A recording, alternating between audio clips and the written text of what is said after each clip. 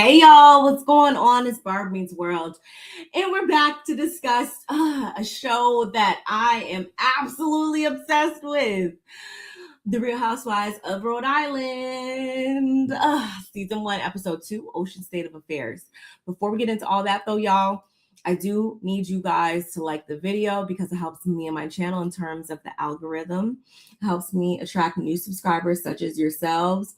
And if you're not a current subscriber, don't know what you're waiting for, drop down, hit the subscription button. I would love to have you join me as a Barb's babe. And also, let me know your thoughts of this episode, this season, in the comment section below. Let's keep that conversation going. Shout out to the replay gang. Hit the notification bell so you don't miss any of my uploads. Follow me on my socials. They're scrolling along the bottom. And yeah, I think that covers everything, y'all, right? If I'm not mistaken. Huh? Yeah, I think so. Okay, let's jump into it. Here we are. Woo! Y'all.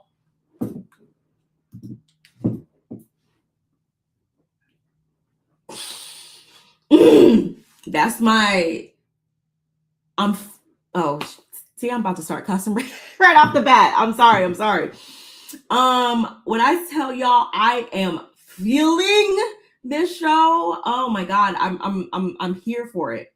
I'm here for it. It's only been 2 episodes and I am, when I say all 100 and however many pounds of me is seated and locked in, I really mean it, y'all. I do, because this is bringing me back to the good old days of Housewives. This is bringing me back to when people were actually real friends and had real relationships, on Housewives.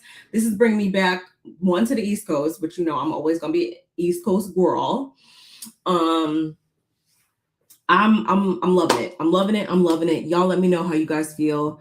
It's now episode 2. I'm still up here with it. So this episode, we finally were introduced to the final cast member. We were finally introduced to Rulla. And as much as I am feeling everybody on the cast, Mama disappointed me. There's always got to be one, right? She came in and immediately turned me off because I didn't know we were going to be working with somebody who could be so delusional. Like, why are you stuck on stupid right now? But obviously we'll get into that here shortly. My top heavy hitters right now are Liz, Joellen, and Kelsey. Those are actually my top 3 faves right now. Y'all let me know in the comments who your faves are. Let me know everything. I want to hear it all, but let's jump right on into it, okay? So this second episode actually starts off with Liz. She's having a nice family scene. We're introduced to two of her daughters, technically, but her one 26-year-old stepdaughter, she actually is pregnant after just being in a relationship for some months. She is pregnant, so this will be the first grandchild. Liz actually opens up about her family and how she lost her mother at the age of 15. She lost her father right before she got married. And so she has really locked in with her in-laws. Family is a big deal for her. And again, she talks about how she was introduced, she was brought into her 3 stepdaughters' lives at a very young age. Their mother at the time was not fit to care for them. And I'm pretty sure we're going to get into that during the season a little bit more. But as a result, she was immediately thwarted and thrust into caring for these 3 young girls. And since then, the relationship obviously has blossomed into her viewing them as her own daughters. And so the Brianna is her name. She comes over with her boyfriend. His parents come over. Everybody's getting acquainted. Everybody's eating some good food that when I say I want to dive mouth first into that bowl of pasta, I ain't lying. Nice wholesome scene. We're seeing that this is going to become more like of a family structured, heavily family structured type of housewives show, kind of like similar, to like Jersey and whatnot. So I'm always here for that. I don't feel like this will be the last family scene we get with her family or, anybody's family, obviously. She doesn't want to be called grandma or anything like that, though. She wants to be called Gigi. Fair enough, right? And yeah, I was here for it. Yep, that's pretty much it. So next up, we get Ashley and Joellen. They have children who are about the same, they're literally the same age. And Ashley actually admits that she's become quite fond of Joellen, which was surprising to her given the rumors. So her and Jared, they had a really good time at Joellen's party. It was especially surprising coming from him.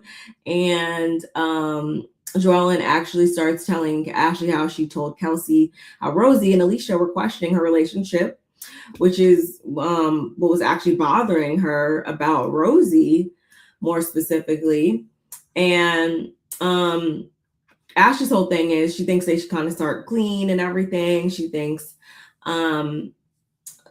Joellen thinks that's the plan because it's not really about their personalities so much meshing. She thinks that her and Rosie have a lot of similarities, which I quickly realized was sarcasm given Joellen. I like her sense of humor. I find her to be pretty funny. So as Joellen and Ashley are continuing to talk, Joellen's asking Ashley, of course, how's business, how's the coffee shop and everything going? And this is where the conversation takes a turn. Ashley is quick to talk about how much of a stress it is on him, on Jared, on her, on their relationship, on him as a father. He's thinking he's being inadequate as a father and a husband. It's just constant levels of stress, and it's not that she is the issue. He tries to assure her that she's not, but quite naturally she feels away and feels as though, how do I make him happy? How do I, change this? So emotions are at an all-time high, and y'all, you can go back to my last recap, my last review of the show. You will notice that this is something I clued in on pretty much in so many words last week. I'm like, Ashley's gonna have a big meltdown, boiling point. Like, she has so much stacked up on her right now.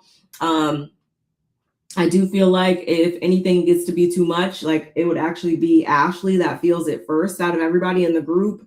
Like, she's really living life on edge right now, is how I feel.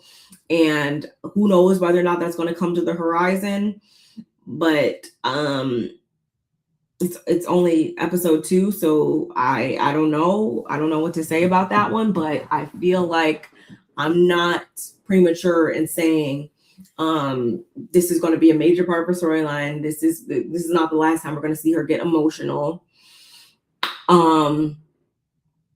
And I did hear like a little bit of chatter about how her and Jared got together and just like her as a person and stuff like that.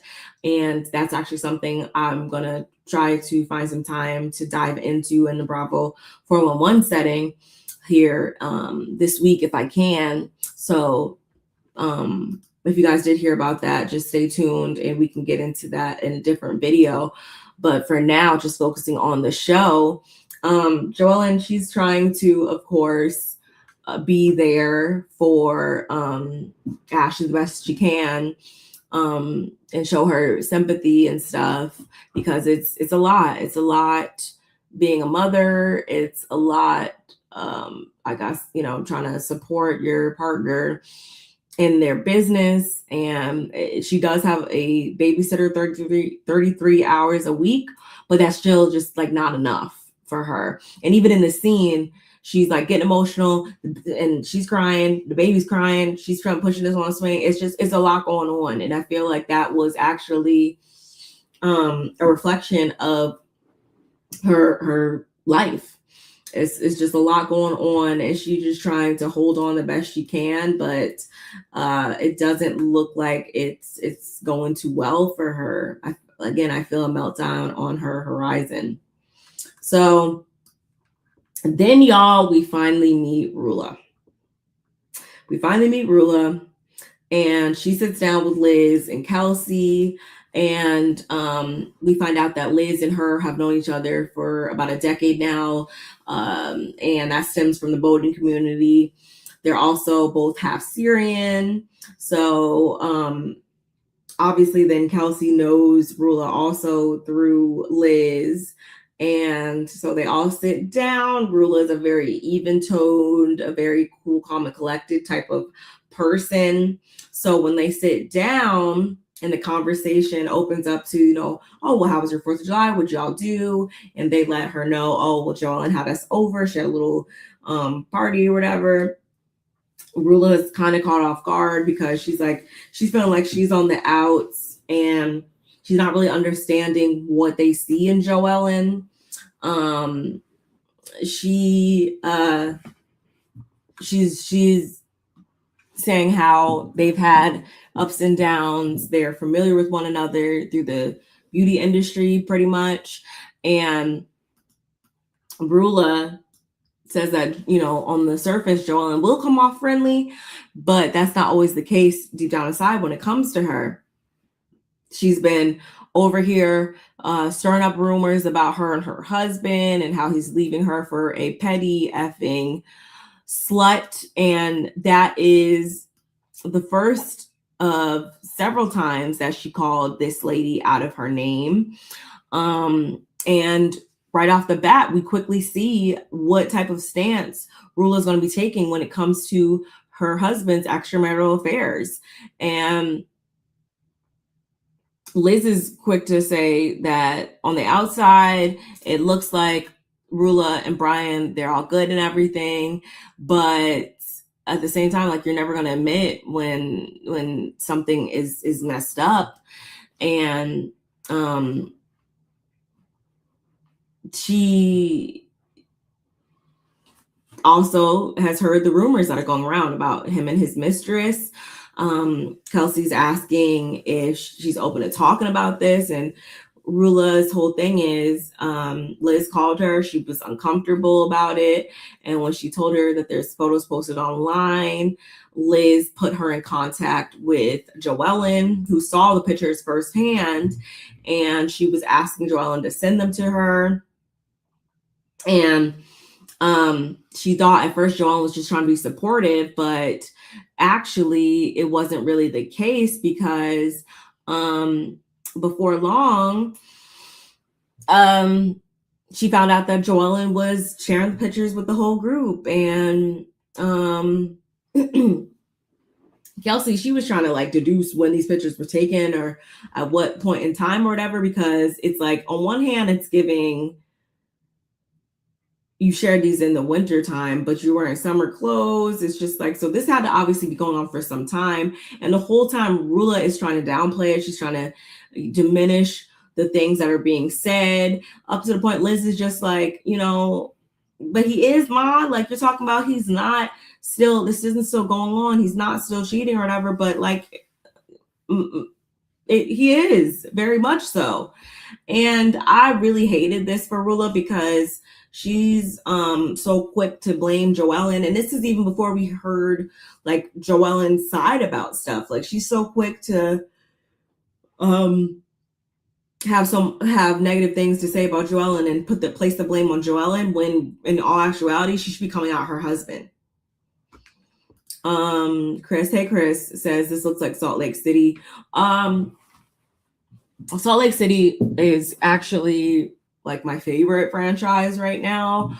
But I have to be honest, Rhode Island's giving them a run. Rhode Island's definitely giving them a run, especially because this is their first season and they're coming in so hot. When Salt Lake City didn't really have me on the edge of my seat so much when they first came on. It hasn't been until later seasons where I've been like, oh my God, Salt Lake City, I love y'all. Ooh. You feel me? So Rulla's like really convinced this affair is over, and I'm like, you're the one that is going to wind up looking dumb. And maybe that's what this whole thing is about, is she doesn't want to look dumb. She doesn't want to look like she's like this is an area of her life that's out of control. But when I tell you that man was up there cheesing, he was up there cheesing, y'all. Hugged up with that lady. That gave me, that wasn't the first time, that gave me that they were like seriously locked in. And I think it was later on the episode, she says that she actually asked him, when she found this out, she asked him straight up, like, is there anything he needs to tell her? Like, because he better tell her. And he got emotional. It's like, oh, it's not happening anymore. It's over. Like, I'm so sorry. All the stereotypical responses. And I'm like really disappointed in her, because I think Joellen actually did you a solid by letting you know that she could act like she didn't see it. And it had people like behind your back talking about you crazy, calling you stupid or whatever, when you really should be grateful that she did send it to you, and she didn't just have you out here looking even more stupid than your husband made you look. But she's just that type of chick that is going to, stick beside him and everything he says. And I hate that for her, because it seems like she does have the makings to be this boss bitch ass woman, and she's allowing herself to have somebody who's not even 100% her type have her out here vouching for them. Like, goodbye. And she also loses me too when she diminishes Liz's role as a step parent. She diminishes Liz's role in her stepdaughter's lives because she didn't actually push them out. And all I'll say is, in order to be a good parent, in order to be a parent in general, it doesn't always look the same for people. That avenue to get there doesn't always look the same for everyone, and there's nothing wrong with that. And you should not diminish somebody's role in that. And I'm glad that Liz was honest in saying that she was offended by that. And Rulla does try to walk it back, but too little, too late. That is how you truly feel. I feel like that.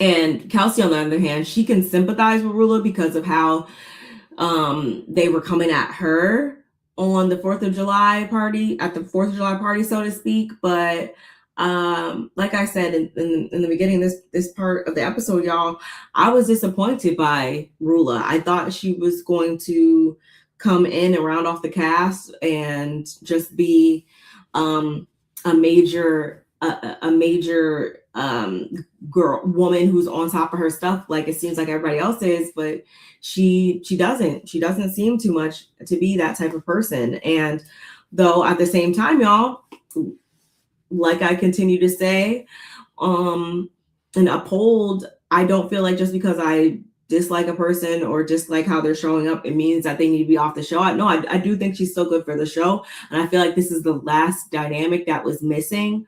But she disappointed me, woman to woman. She disappointed me because you should be 100% mad at your husband, not Joellen or anybody else. Especially when stuff like this comes out, it doesn't even mean that she was trying to be messy or talk about it to other people, or that people were just like, oh my God, snickering behind your back, as much as it's like, girl, like, did you see this? What is this? Like, what, huh? Like, oh my goodness. but she gonna believe whatever she wants. Moving right along, y'all saw how production has quickly labeled Kelsey's house as her boyfriend's house. When I tell you I hollered at that, they're not missing a beat. Alicia doesn't drive too much. She actually ran over a woman, she says, and we want to hear more details about that. I think she did speak in an interview or speak publicly about like how that came about. Is Liz married to a relative? Yeah, in episode 1, she spoke about that actually. And so Alicia, born and raised in Rhode Island through and through. Or actually, I'm sorry, that's actually Rulla, because as Alicia and Kelsey are talking, Joellen,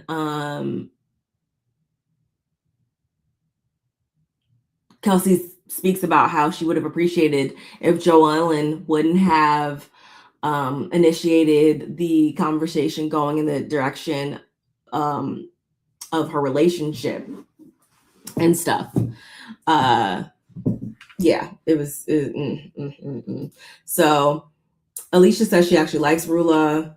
And this is where then we have a solo scene with Rulla and her, and we actually get her introduction. She owns a financial planning firm. She lives in Lincoln, not Cranston. She would never live in Cranston like Joellen. She has a daughter, a son and a daughter. She's one of the only female captains in Rhode Island. She has a boat and stuff. And she's been with her husband, Brian, for 12 years, 9 of which have been married. He's a podiatrist. And like I said before, he's not even her type. She usually goes for tall, dark, and handsome. He has one of the three because she finds him handsome. She finds him cute or whatever, I guess. But she's allowed him to literally get off scot-free when it comes to this. And I'm aware that some people, even without being completely delusional, decide to stay in relationships, marriages after infidelity and stuff like that. But it's the fact that she's actively misdirecting her anger when it seems like she's a competent enough person to know that her anger, her frustration should be directed at nobody other than the man that's sitting next to you, because he's so quick to claim that it's in the past and, oh, I let you track me and that's not even a thing anymore, and they just are jealous and stuff like that. I'm like, so cliche. These are all the hypothetical. These are all the stereotypical answers a person would give in this type of situation. Like your wife is allowing you to just skate on by when it comes to this one, but I don't feel like she should be doing that at all. I feel like there must be something underlying there as a reason why she's going about it the way she is. I can't see her just like, why is she acting like this? And she is half Lebanese, half Syrian. Her husband's half Italian. They mesh well when it comes to like family and stuff, and hold a lot of the same values. But one of them is clearly not one he upholds, because if that was the case, he would have never stepped outside the marriage. But again, here we are. When production asks her if she's been able to forgive him, she says that like she's still working on that. And I'm like, then speak from that place. That's what you should be telling him, not like, oh my God, these girls are just talking about how you cheated and and you're over here like it's like you're talking to one of your girlfriends or whatever. Like, girl, he's the enemy in the situation. Don't allow him to creep into your mind and just tell you whatever and you're just buying it. Like, what are we doing? I don't know. Meanwhile, the ladies, they head to Alicia's house because they're going to be leaving on a party bus from there to go to the wineries. And obviously, again, she doesn't really like driving and stuff. So it's a good thing that they're meeting her at her house, right? But she does pack some snacks, even though we know that Rhode Island is tiny, so much so you can be like from one end to another within like an hour. But that's not going to stop her from bringing some snacks. She needs her snacks. She needs her crackers. She needs her fig Newtons because they're kind of healthy, because they got figs. And Alicia's a character. She's a character, and I called it last week. I feel like she's going to be that person that kind of sews up those gray areas for us. She's going to be that person that is always sitting on some juicy information that can really draw clarity to situations, I feel, or get things started. I think she yields that power within the group. I thought Rosie's hair was really cute. We see Liz popping up with another Prada hat, y'all, to go with her boots. And Ashley's outfit was giving medieval folklore. I'm not really understanding why she decided that outfit of all outfits. She's a really pretty lady, but again, she just clearly be on her own program. So again, production is trying to set Joellen up as the villain, so much so that they're playing like, the different like villain music when she comes on the scene. And I'm sorry, I don't even see her as a villain. I 100% don't see her as a villain this episode. Last week, I mostly didn't, but I was still like, okay, maybe that's the case. But I will flat out tell you guys, I am on her side when it comes to this Rulla and her husband situation. I am. But they're going to the vineyards and they're gonna have fun. They got some stuff to discuss according to Kelsey, but they're gonna have fun nonetheless. And so when they step off the party bus, they have like a tour of the vineyard and everything. And Kelsey actually pulls Joelle into the side, and this is when she lets her know that actually, so I should let you know, Rulla's gonna be coming. There's an extra placard for her for Rulla La.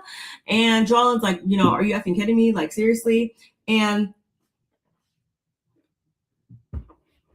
as soon as she explained things, y'all, I was already on her side, but I was even more so on her side when she said that about 6 months after this whole cheating, Rulla's husband cheating issue came about, they started calling her job, calling HR, filing complaints, trying to get her fired and stuff. And she's like, just as much as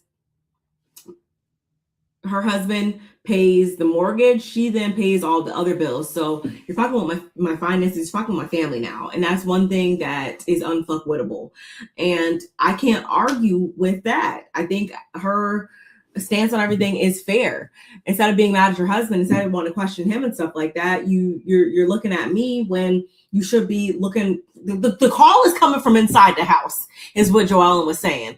And I can't see it any other type of way. I really hope there's something that we're missing here as to why Rulla is going about it this way, because I can't see it a different way. Of course, I'm always open to hear anybody else's opposing viewpoint, y'all. Y'all let me know whose side you're on when it comes to Rulla versus Joellen.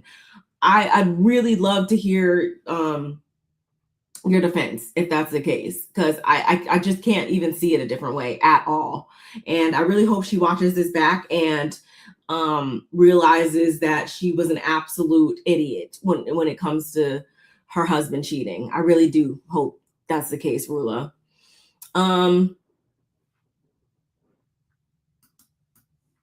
But before Rulla can even get there, she then FaceTimes Kelsey to let her know, oh, she was at the urgent care for hours. She can't make it. Convenient because one, you're in a full glam, and two, where the conversation is probably going to go right now. Like, that Joellen and you are going to probably have a conversation that you're not ready to have because you're not ready to be honest with yourself, even. Like, just anyway. Another thing I laughed at Joellen saying that Rulla should get a turkey leg from Ashley because of the way she's dressed. Obviously, all hilarious. I'm like, this is the exact humor we need on Housewives, if you ask me. And for the sake of time, I will just focus on the main questions that they decided to ask one another by placing questions into each other's of the little boxes that they have with each other's name on it. Kelsey announces this little exercise or whatever. It's supposed to remain anonymous, but Alicia clearly can't. She don't know how to follow directions clearly. Joellen, she's not a swinger, although that's something that she's heard more than a few times. There's a large swinger community in Rhode Island. I had no idea, but now I guess I do. And she has had a threesome though. Her and her husband have had a threesome though, but no, they're not swingers. What else? I don't know who this coach is that Rosie's question was geared towards. So I was just like, okay, whatever. And so Kelsey, the question was like polygamy or like, you know, polyamory, like what do you call this or whatever. And that's the thing, like, yeah, it would be polyamory, not polygamy. And in so many breaths, Kelsey's like, no, that's not the case. She's never indulged in that. But then in the next sentence, she admits to having a boyfriend on top of her rich boyfriend. She has another boyfriend, and I guess we're gonna meet him in next episode. But this is why I'm cool with Kelsey. I'm cool with Kelsey because she seems to be forthcoming for the most part. But it was slightly contradictory at first because it's like, well, you say you're not, but you are, but you're not, but you are. Like, which one is it?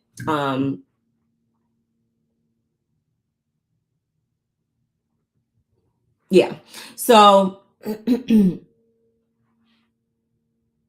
they talk about whether or not Joellen brought up Kelsey's name first. She brought up her situation she was going through first when they were at Rosie's little like news picnic event or whatever. I'm gonna agree with Joellen and say that I don't feel like she was trying to be malicious in saying that. I do feel like she wasn't trying to give too much detail, but was also just being like honest. And once she realized where the conversation was going, she did try to switch gears. I see it like that. I'm glad Kelsey was able to see it like that. And hopefully that type of clarity, that type of trust remains within their friendship. But I also agree, though, that if you have anything to ask a person, especially on these types of shows, just ask them flat out. I do stand by that. And the final question we get was very confusing because I'm like, Alicia, what were you trying to write? And pretty much she was trying to write, is it true? Is like the fair true or not? Like, I love you. It's for me. And the notes, they were supposed to be anonymous, but Alicia has revealed her identity, and Liz is taken aback by Alicia's questions coming from her. And so she goes on to explain how this Dino person, which again, got to talk about that in Bravo 411, she was spending a lot of time with him because at the time her husband was going sport fishing, so he would be gone for like 3 weeks at a time. So as soon as he was out the picture, she would hang out with Dino. And it's not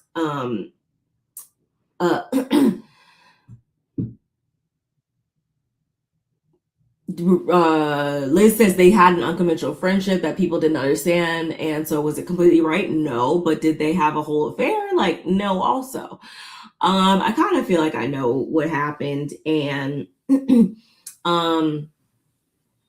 can understand why Liz is shying away from it or whatever, because she probably doesn't even consider herself like that same person, I would think, anymore. And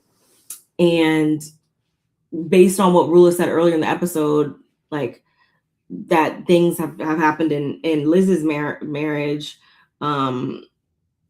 surrounding like both her and her husband. I think that he also has had his own indiscretions or anything like that too. So I wouldn't be surprised if they actually have like worked things out and stuff like that, and this might not be existent anymore. I could see that based on how she's presenting herself on the show. Liz is going to when it comes to. I did want to give her a pat on the back, Liz, for recognizing how these ladies are about to come and stuff like that. And even if you guys think, even if you think you're cool with a person, sometimes people will get on these shows and show their ass. And I feel like this episode, especially this last part right here, was no different than that. But yeah, and so that's where the exercise concludes. And yeah, Liz knows what type of time some of the ladies are on. Y'all let me know what you thought of my commentary, as well as my or as well as the episode, y'all. Again, still very excited to be watching season 2. I think that this is an awesome show still. Let's keep that conversation going. I would love to continue to talk about this because it is just so very interesting to me, obviously. And yeah, don't forget to like, comment, subscribe, and share. Shout outs to yous in the chat. Don't forget to follow me on my socials. They've been scrolling along the bottom of the screen, y'all. And I'm about to go ahead and make myself some lunch and anticipated storming. I wish I could show you guys. I wish I could turn the camera around and show you guys. This sky looks crazy. Oh my goodness. Ugh. Terrible, terrible, terrible. But yes, I shall talk to you guys in the next one. Bye.